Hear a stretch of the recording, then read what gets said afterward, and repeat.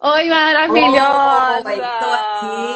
tô aqui sim. Que honra estar com você. Tô aqui te Nossa, apresentando, fazendo sua propaganda, que é uma mulher maravilhosa, incrível. Olha, gente, como ela é gata. ai, tô ouvindo. Tô aqui Ah, acabada depois de dia intenso, muito animada, muito a animada. internet está ajudando. Pronto, resolveu. Resolveu? Resolveu. Tá Tá ok. maravilhosa, como sempre.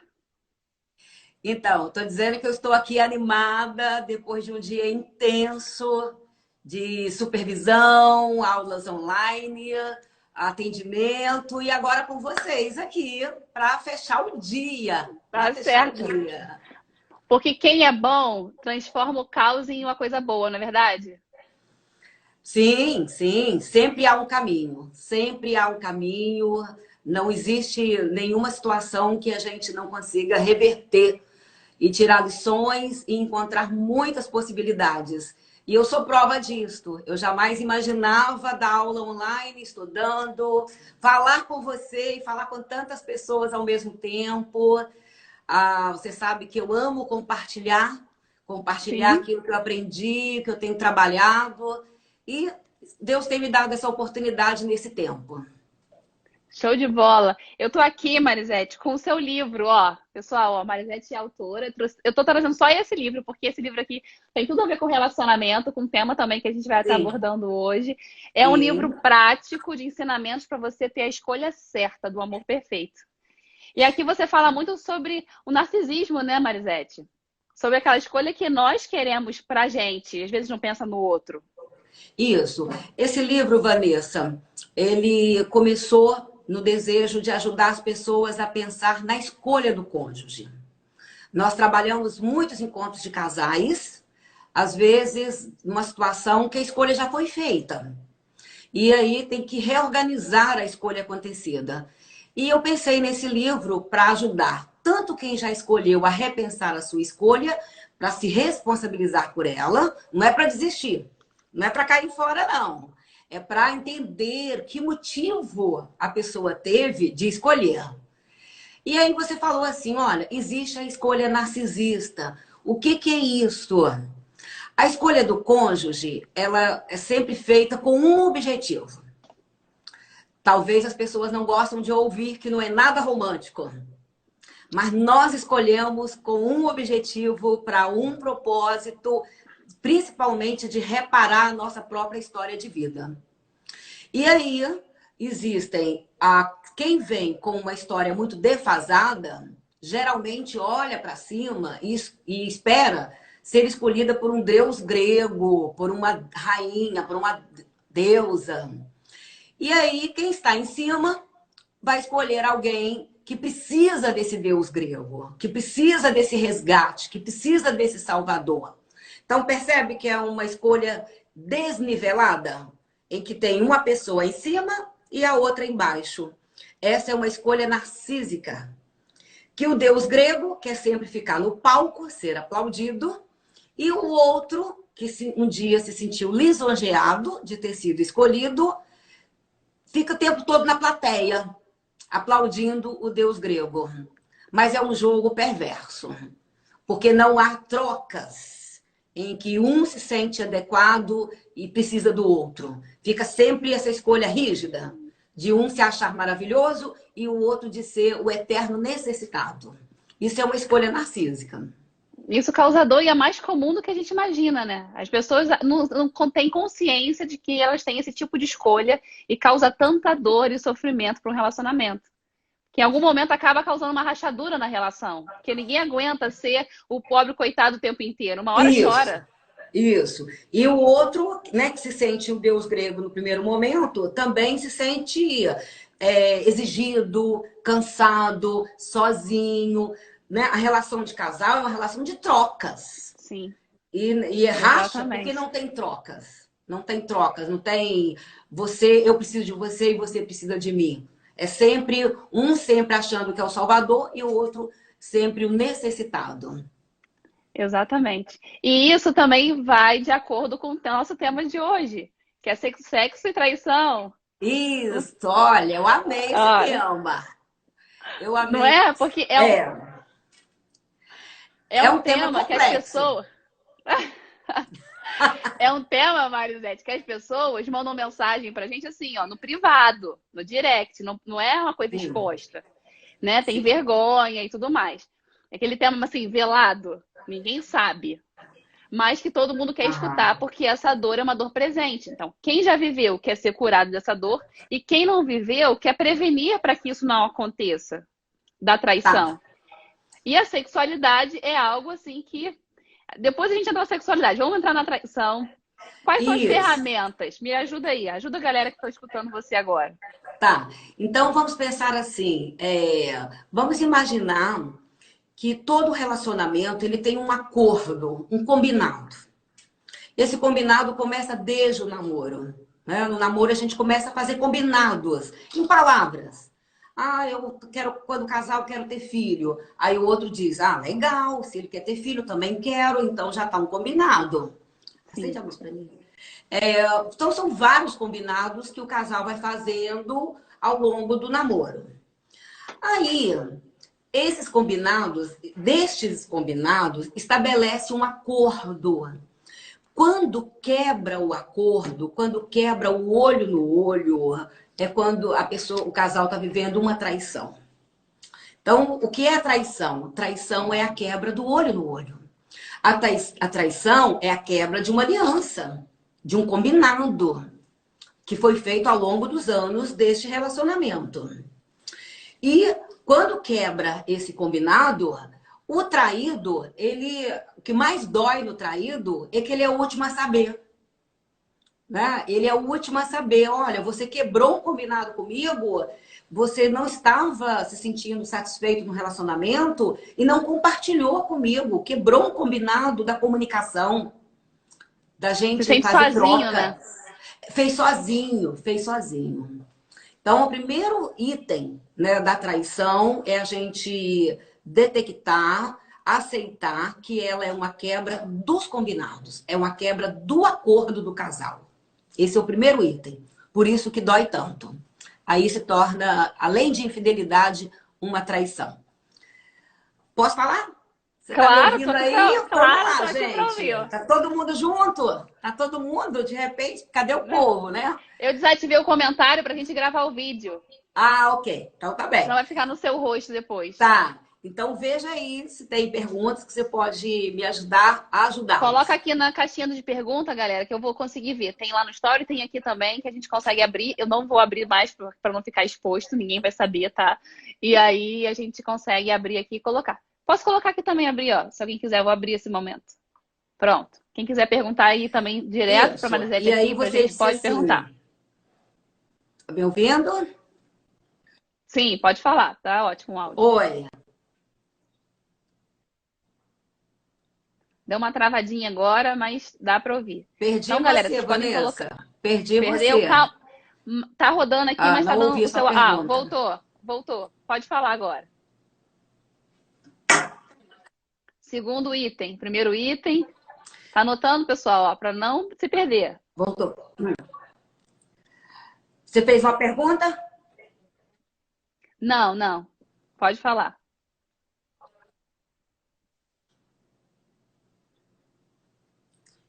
É a Vamos internet que lá? deu uma travada.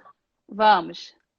Tá. Então, aí você disse assim, que é algo que dói muito nas pessoas, que as pessoas te procuram para falar e houve uma quebra, do combinado, do olho no olho, dói muito porque é algo que o traído é o último a saber. E aí, eu gosto sempre de pensar assim, o que leva à traição? O que leva à traição?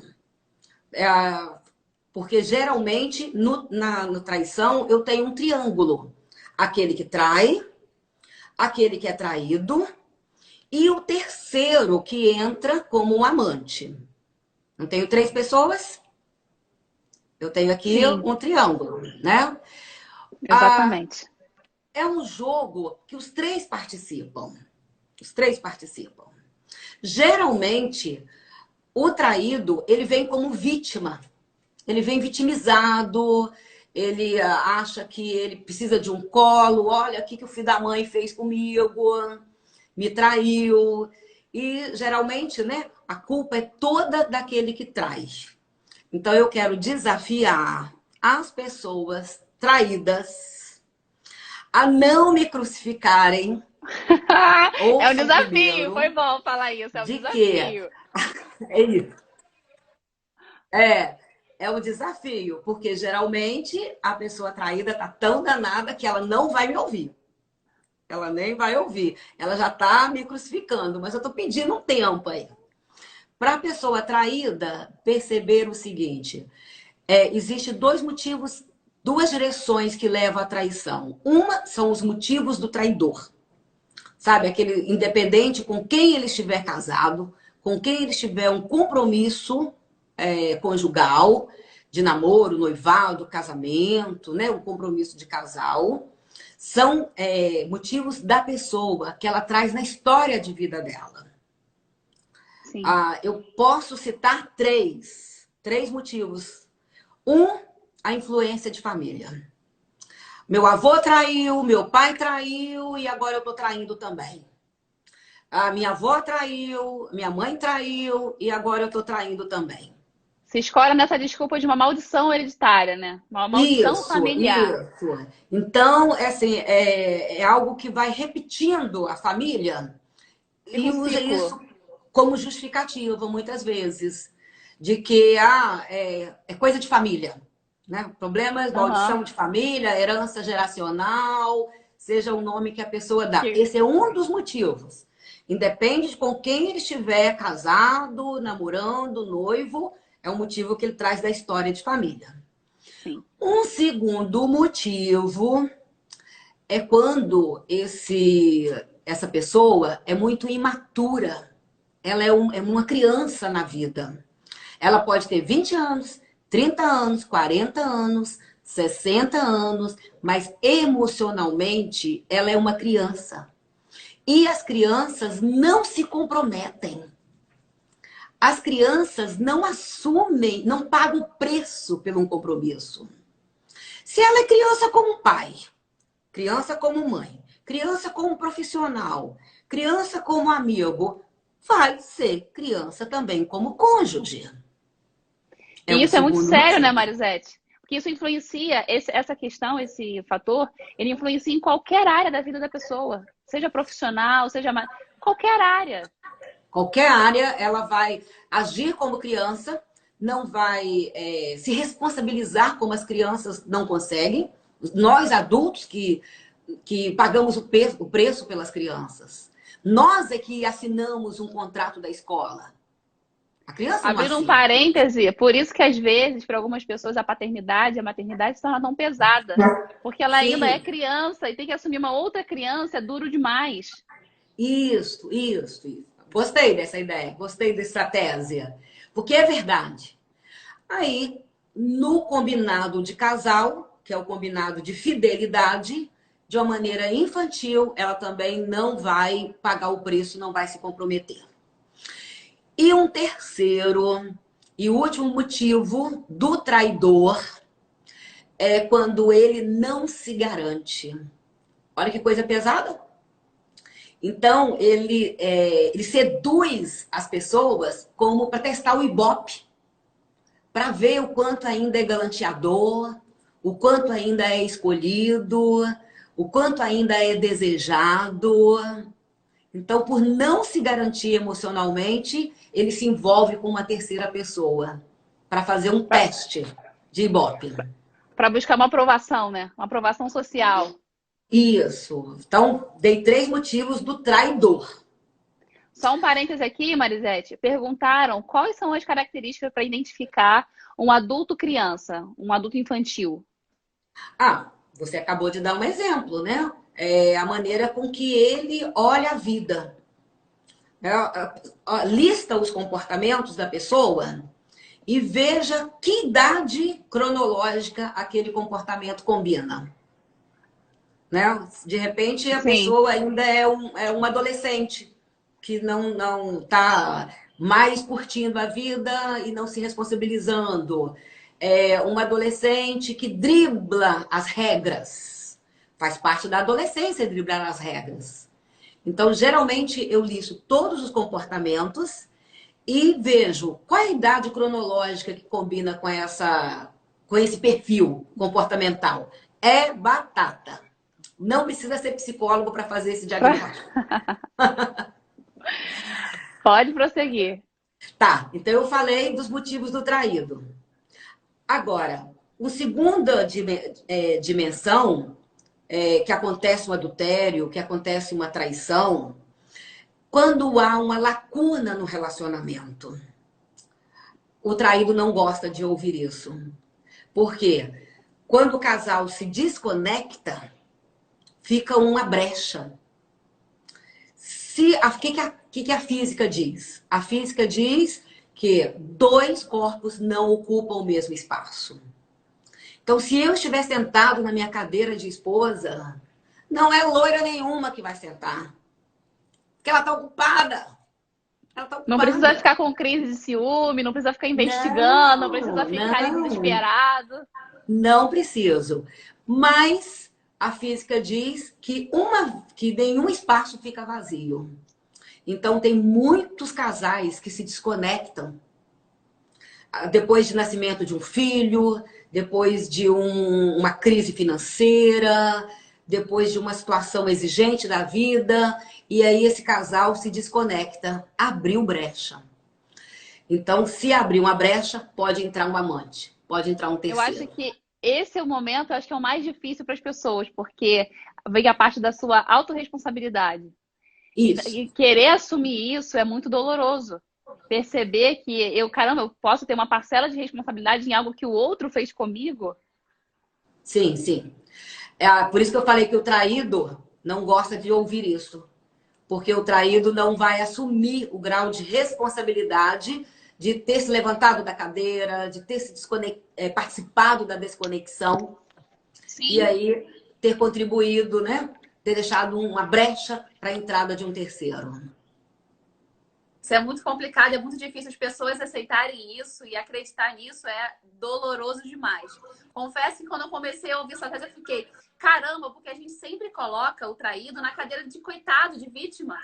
Sim, de repente, sim. vem uma teoria que a gente pega a pessoa que tá ali como coitado e coloca ela num lugar assim de que ela também teve a sua responsabilidade, é algo que mexe muito na estrutura do casamento e a pessoa não percebe que isso liberta, né, Marisete? Ela para poder construir uma nova história. Porque ninguém constrói nada novo enquanto vive o passado. Eu sempre acredito que o traído pode reverter a situação a favor dele.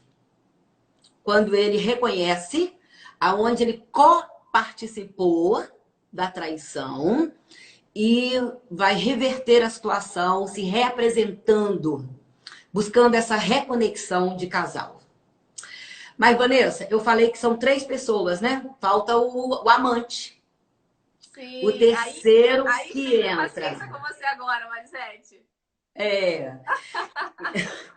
Então, vamos lá. Sabe por quê? Muitas pessoas entram nesse lugar.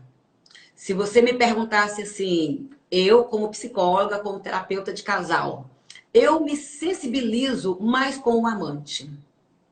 Porque é uma pessoa que aceita viver de migalhas. Olha que sério. Ela entra num relacionamento que não pertence a ela. Ela entra numa brecha, numa história que já começou independente dela. Acreditando de que essa pessoa vai se separar para ficar com ela e vai vivendo de brechas, de migalhas, desculpa, vai vivendo de migalhas. Então, para mim, é um lugar mais complicado, é aquele que aceita ser o amante. Eu fico mais solidária a ele.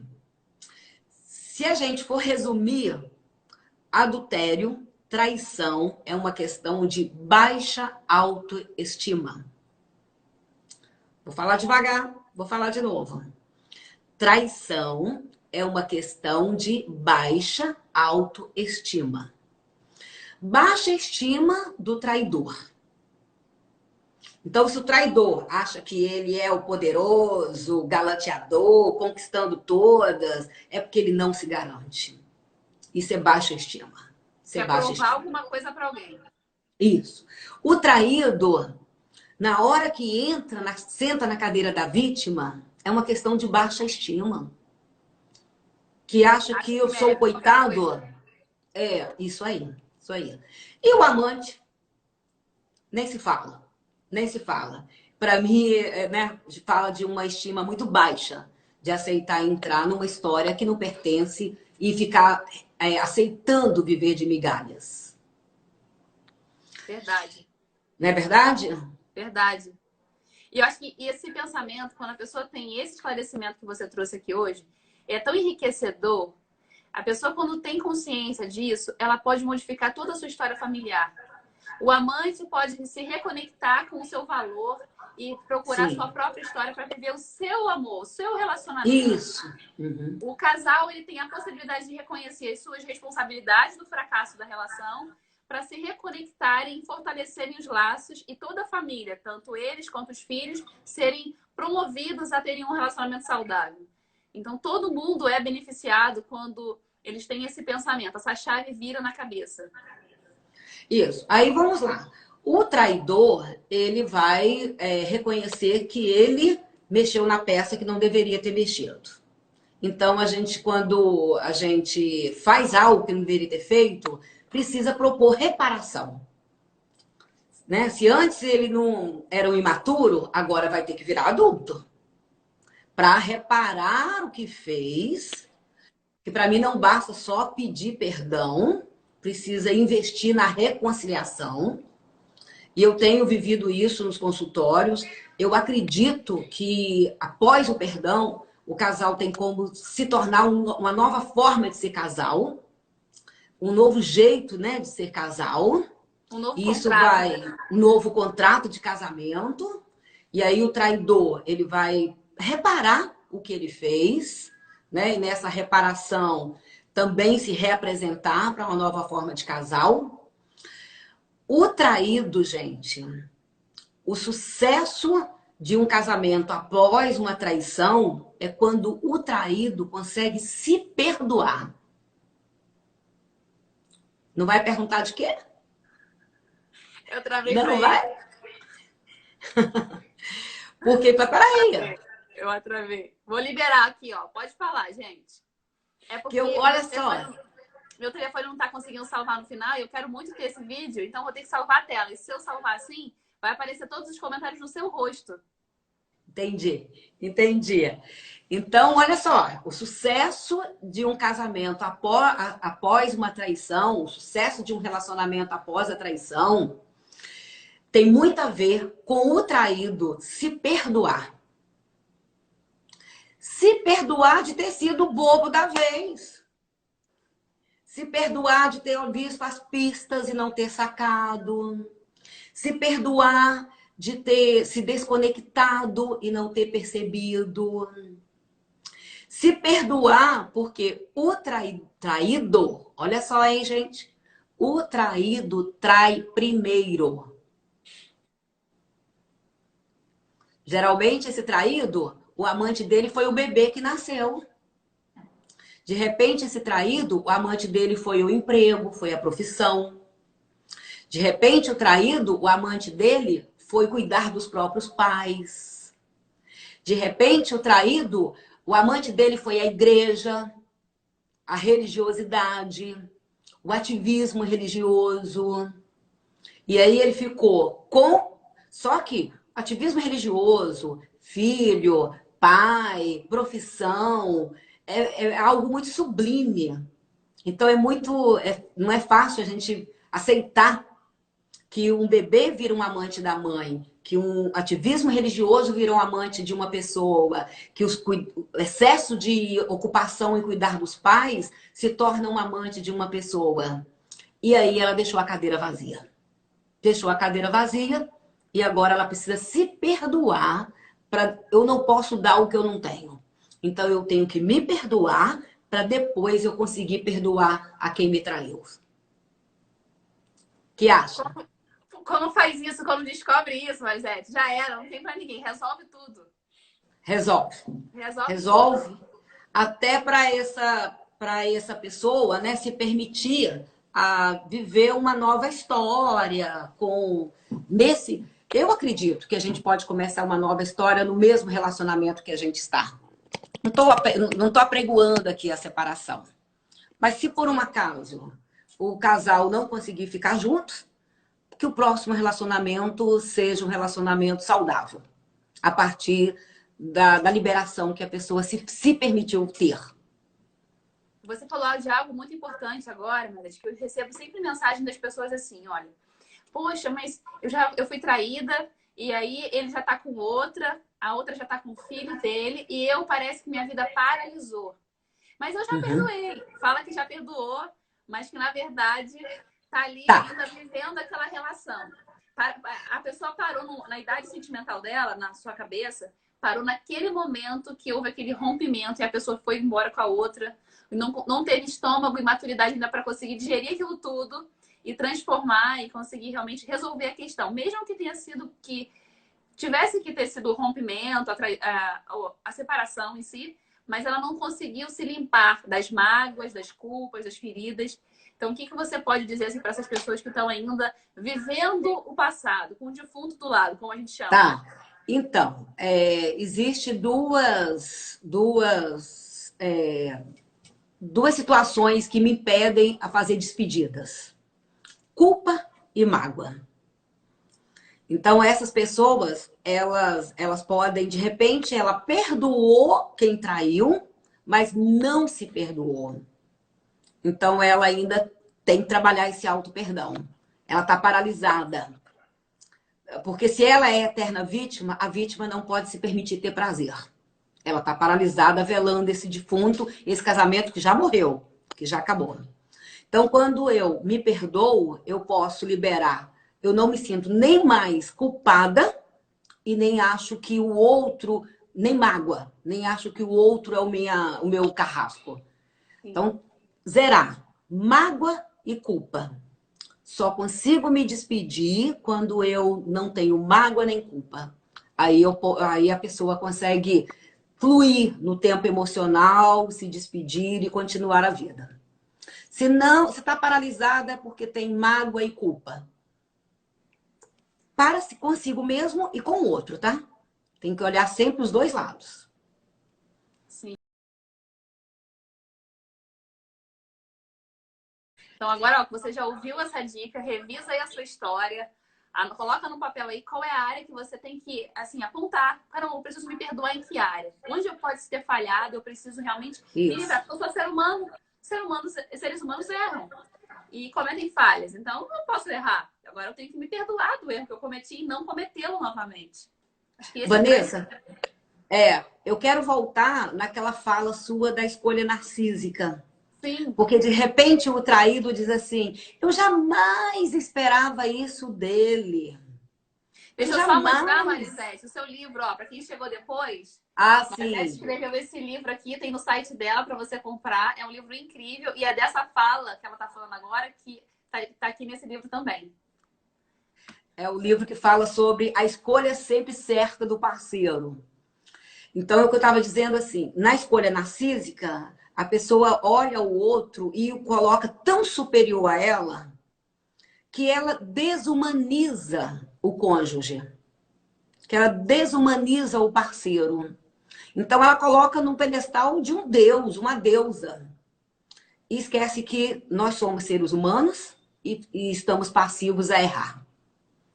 Então, olhando o outro grande demais, como eu vou dizer que eu jamais imaginava que a pessoa fosse me fazer algo tão terrível? Ele é humano. Eu também sou. E os humanos erram. Alô? Né? Então, a gente vai humanizar para não criar uma expectativa que o outro não vai dar conta. Ele é humano. Então, é isso. Então, acho que a gente pode partir para o sexo agora, né, Marisete? Isso. Aí você colocou o seguinte: tá bom, a gente entendeu o que é traição, quebra de acordo, os dois motivos, que são motivos do traidor e motivos do relacionamento, as três pessoas que participam do adultério, da traição, que é o traidor, o traído e o amante. Sim. Mas o que leva a pessoa a trair usando sexo? né? Foi uma fala sua. Por que que o sexo é tão usado para marcar a traição? Porque ele fala de algo que é muito íntimo, que é de muita privacidade. Um dos fatos que causam dor na traição é que o meu parceiro passa a ter mais intimidade com outra pessoa do que comigo. Então, o sexo entra aí, entra com essa força do outro ter sido tão íntimo, ter tido tanta cumplicidade com o meu parceiro e ele não teve mais com o outro do que comigo. Por isso que pela intimidade que requer a sexualidade. Isso fere. Fere. Eu pensei assim, Vanessa, a gente tinha que separar o que é sexo, o que é sexualidade. Sim. Sexo é o ato em si. O sexo é biológico, sexo é genital. Então, a pessoa que é muito preocupada com sexo, ela se preocupa com o corpo, ela se preocupa com a idade, porque ela está olhando o concreto, o biológico, o genital. Ela se cuida, né? Cuida da aparência, quer estar sempre direitinho, ajustado. Isso é o sexo, porque sexo é o ato, sexo é transar. Isso é sexo. Sexualidade é algo subjetivo, é emocional, é psicológico. Ele começa comigo mesmo e transcende no relacionamento que eu tenho com outra pessoa. Olha que coisa linda. Gente, eu acho isso lindo. Eu acho isso lindo. Né? Porque muitas pessoas transam, mas não vivem uma sexualidade. Muitas pessoas vivem uma sexualidade em que a transa em si é uma consequência. É algo, né, que vai acarretar numa intimidade e no ato sexual em si. Sexo suscita vontade. Vontade vem e passa.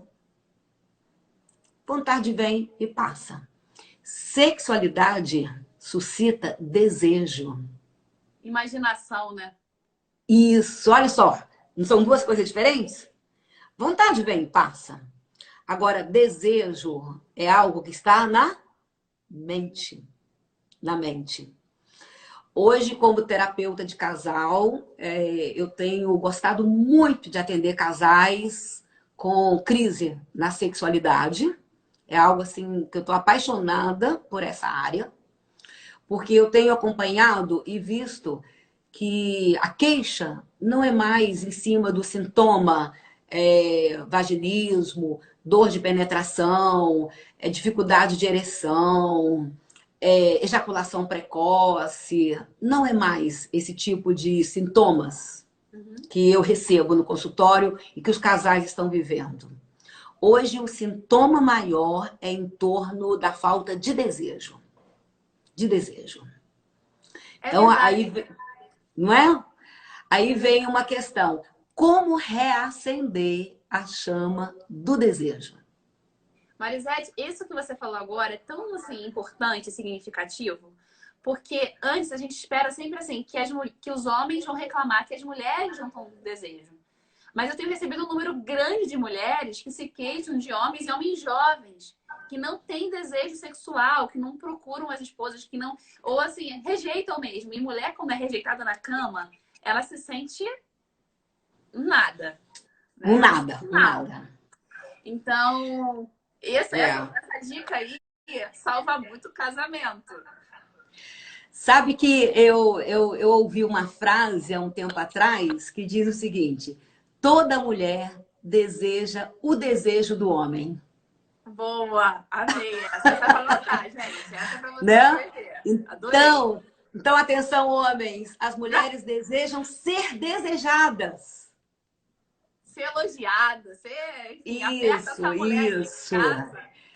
Isso. Então, mas essa leitura que você está colocando, né, que hoje a gente tem tido muitas mulheres reclamando que os maridos não expressam movimento de sexualidade. Na minha visão, é porque a gente trabalhou muito o empoderamento feminino. Então, as mulheres que antes se sentiam usadas sexualmente, Agora elas estão dizendo assim, se um dia eu fiz por obrigação, agora não faço, não faço, não faço. Então é uma forma, é um inconsciente coletivo da sociedade, que as mulheres, por estarem sendo, né, trabalhadas no empoderamento feminino, elas ficaram se sentindo superior. E aí reverteu a situação. Se o sexo, né, a sexualidade, ela fala de algo emocional, ela está falando desse encontro consigo mesmo e no relacionamento. Então, quando a pessoa não expressa o desejo, e eu ouço muito, Vanessa, algumas mulheres dizerem assim, eu quero meu casamento, eu gosto, eu amo meu marido, mas por mim eu passaria sem o sexo. Já ouviu isso? Muito. Isso não é casamento, isso é amizade. Pois é. Porque aí a pessoa está se abstendo. Só que eu vou dizer uma coisa para você. Para mim, a sexualidade no casamento, sabe aquela matéria boba lá do colégio? Cita aí uma matéria. Desculpa, Educação física, é isso. Educação física, arte, aquela matéria boba que você não gosta, desqualifica. Mas se ficar reprovado na educação física, você passa de ano? De jeito nenhum. Não, não passa de ano. Então, não adianta. Pode ser uma matéria que a esposa, que a mulher desvaloriza. Mas se ela desqualifica essa disciplina, infelizmente, ela corre o risco de ficar reprovada no casamento. Reprovada no relacionamento a dois. Então, é algo muito sério, né? Que a gente precisa investir. Investir não em fazer sexo. Investir em suscitar desejo. Verdade, porque quando a pessoa já está desejando, ela começou a imaginar, ela já vai para a prática. Isso. O poder erótico da sexualidade, ela está na imaginação. Esse poder está na imaginação. Deixa eu dar um exemplo. Vamos imaginar que eu convide você para vir jantar na minha casa. Tá convidada. Com uma boa mineira, eu começo a imaginar assim, nossa, a Vanessa tem raízes mineiras, né? Como eu tenho. Né? As pessoas não sabem, mas as nossas raízes são da mesma cidade, lá do interior de Minas. E isso é uma alegria para o meu coração. Coincidências, né, Gisele? Nada, encontros marcados.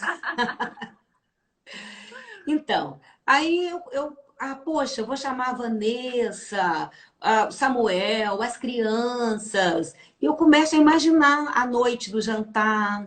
Começo a imaginar, poxa, o que eu vou servir nesse jantar? Eu vou escolher algo bem gostoso. Já sei. Eu vou lá no mercado tal comprar um ingrediente especial. Olha como é que eu tô salivando.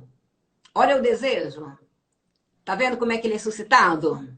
Gera imaginação, expectativa.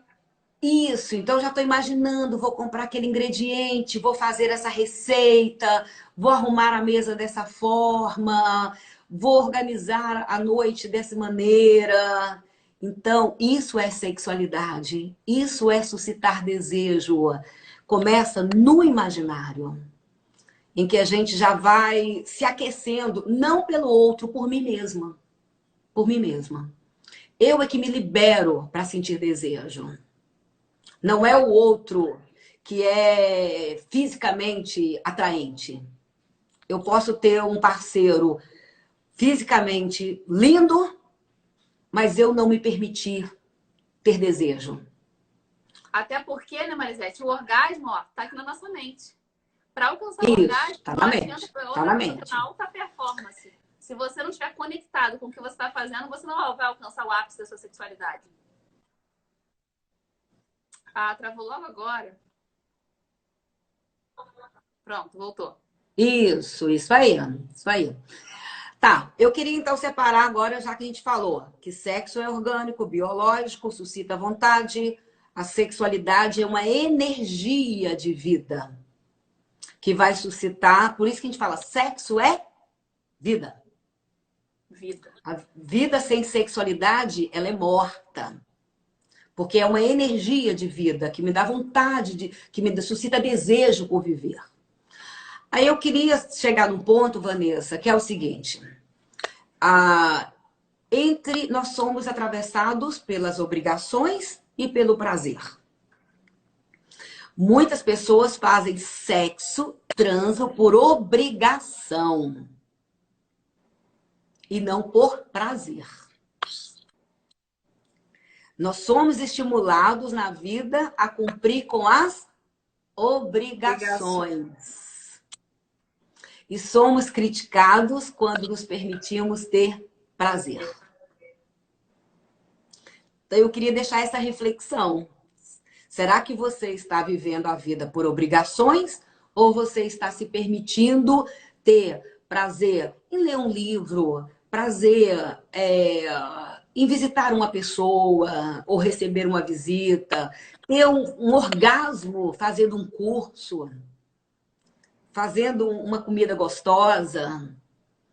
Porque se eu não me permitir ter prazer na vida, na cama vai ser apenas consequência de também eu não me permitir ao prazer que a sexualidade me traz. É só uma consequência, só mais um lugar que você não se permite ter prazer. Quem não tem prazer em só nada, mais não um vai ter lugar. prazer na cama também. Não vai ter prazer em lugar nenhum. Isso aí, isso aí. O que acha da gente, então, deixar uma tarefa? Claro, tarefas faz todo sentido. Vamos deixar. Isso, porque aí, né, eu acabei de falar que nós somos atravessados pelo eixo das obrigações e o eixo do prazer. Sim. Eu tenho certeza que a sua mãe deve falar assim: eu cuido das crianças para você trabalhar. Obrigação. Mas se você pedir para ela cuidar das crianças para você ir no cinema e linda jantar, ela vai dizer: eu não fiz isso. Você também eu não vivi fazer isso.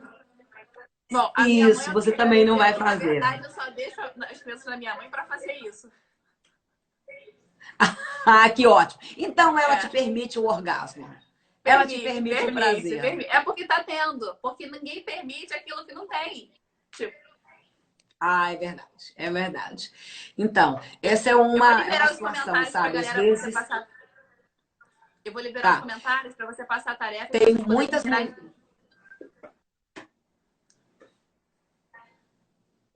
Ok. Tem muitas mulheres que elas, em lealdade às mulheres da família, não se permitem. Aí vamos à tarefa. Então, pensa bem. Você aí na sua casa, né? Estamos em casa. Tem uma colega que está no trabalho e que diz que ia parar o trabalho para assistir a gente. Então, você vai pensar, dividir a sua família em dois grupos. No grupo A, você vai pensar quais são as pessoas da família que são as pessoas admiradas, enaltecidas, que orgulhosamente a gente apresenta. Pensa aí, mentalmente, ou se você de repente agora ou depois, você que de repente vai assistir a live depois, você pode sentar e fazer esse exercício. Anota, pensando nos seus avós, nos tios, nos seus pais, nos seus irmãos, principalmente a família de origem, a parentela, a família de trás. Então faz a lista de todas as pessoas que você admira, que são admiradas, enaltecidas. Fez a lista? Colocou o nome delas? Pensa que características essas famílias possuem, que comportamentos essas pessoas possuem para elas serem admiradas. Coloca aí do lado. Quais são os comportamentos dessas pessoas? Que faz com que você olhe e admire cada um delas. Fez o primeiro grupo? O grupo A? Já fez aí, Vanessa? Tô aqui mentalizando. Agora, mentaliza aí. Eu fiz a sua Agora aula. Pensa no grupo B. Pensa agora, eu falei que era para dividir em dois grupos. Esse é o grupo A, o grupo das pessoas admiradas, que características e comportamentos elas apresentam para serem admiradas. Agora pense nas pessoas criticadas, nas pessoas vistas como as erradas, as ovelhas negras, as que a gente não tem, às vezes, até repúdio, né? Quais os membros da família que você colocaria no grupo B? O grupo dos não admirados, daqueles que não são enaltecidos, pelo contrário, são criticados. Da mesma forma, coloque aí as características e os comportamentos dessas pessoas para que elas sejam criticadas. Criticadas. Então, eu tenho agora dois grupos. O grupo A, de pessoas admiradas, o grupo B, das pessoas criticadas. Se você olhar todas as características das pessoas admiradas, qual será o comportamento de mais admiração, hein? Qual será o comportamento de mais admiração? Será que as pessoas já estão colocando aí?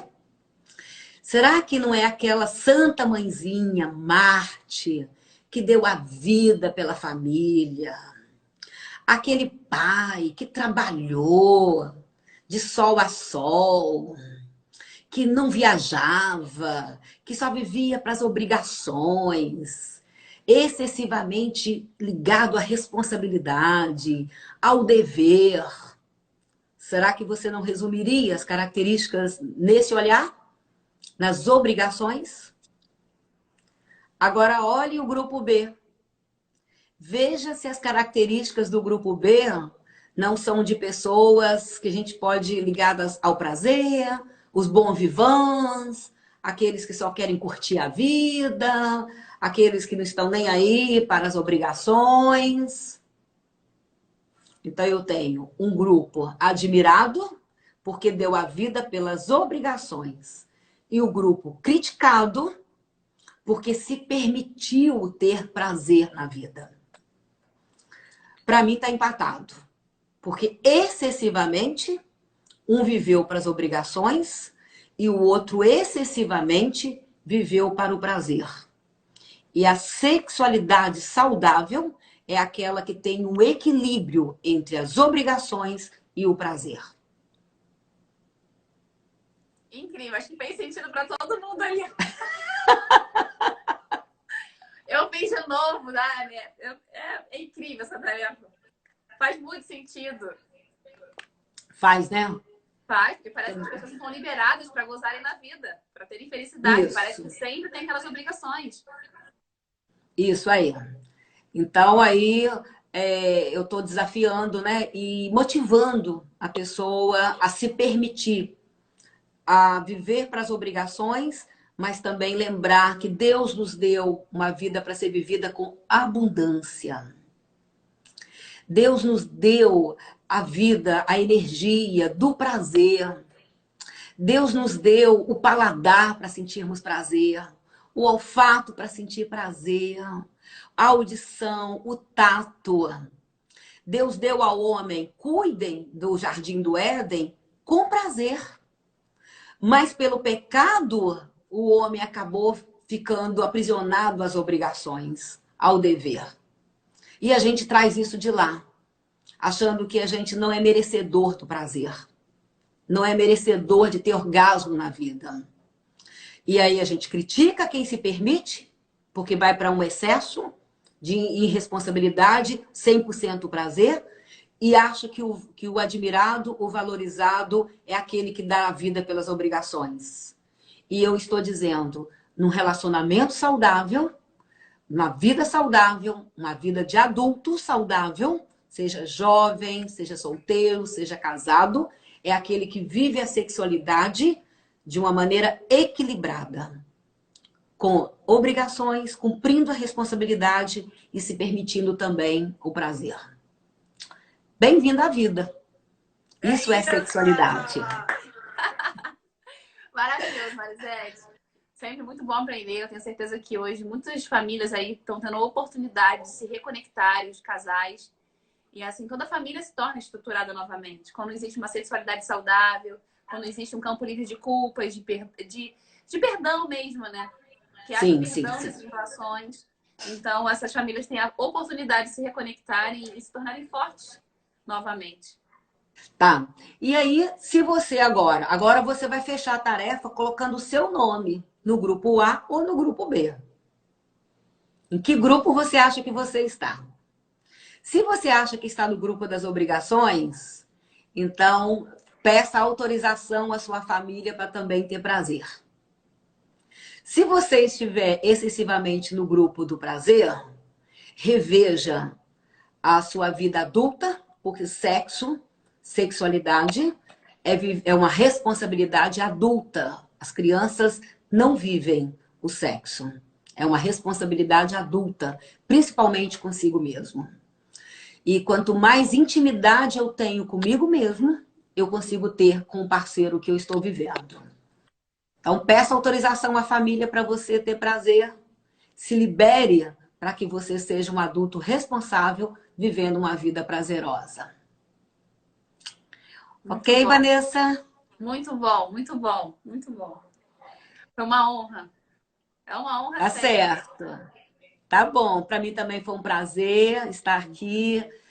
Eu sou psicóloga há 26 anos, né? E trabalho com famílias e casais há mais de 20 anos. A Vamos tirar um Logos, agora em print. março. Dá um Como? sorriso. É para fazer assim? Pronto. Aí fala. Isso. E a Logos fez agora 20 anos e tem sido para mim uma satisfação compartilhar. Eu acredito na família, eu acredito no casamento, eu acredito na parceria saudável, acredito na sexualidade saudável e no comprometimento um com o outro. Isso aí. É incrível. Então, Gente, olha, uma obrigada, honra poder estar no obrigada pelo podcast. convite, valeu. Eu que agradeço, eu que agradeço. Você sempre agrega muito na minha vida, muito conhecimento, me inspira muito.